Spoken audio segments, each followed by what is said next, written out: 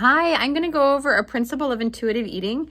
It is on principle 6, the satisfaction factor. So a lot of times we go over satisfaction and, what is it like to actually be satisfied with food, and what does that mean?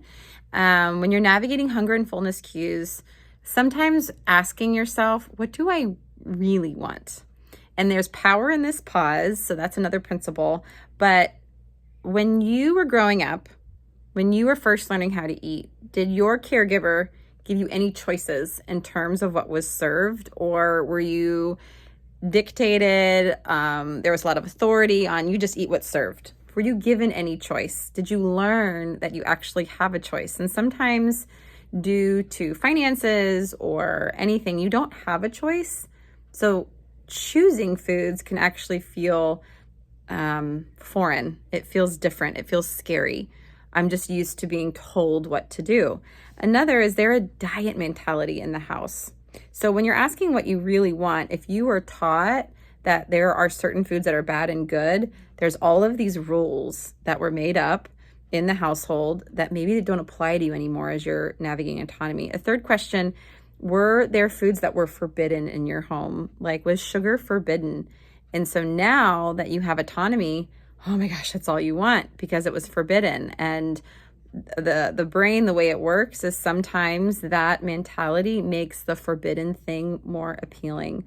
Another question is, were you punished if you didn't follow certain rules, like finishing your plate or having dinner before dessert, or just, it could be any rule that happened in the household. And sometimes that's really embarrassing to talk about because you're not sure if it's weird or if it was outlandish. Sometimes I work with people that they were forced to sit for hours until they finished their meal, and people ignored them.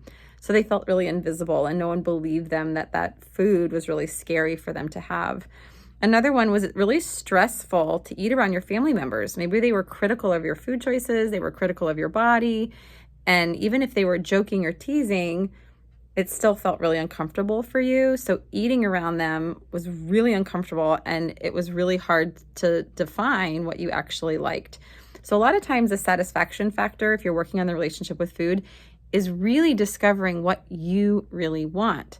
And if a lot of those questions bring up a lot of sensitive parts of your story, what you want becomes more complicated because you were never taught. So you might be learning for the first time ever as an adult, you actually get to choose what you want, and there's a little bit more freedom without some rules that were applied in the household that you didn't choose.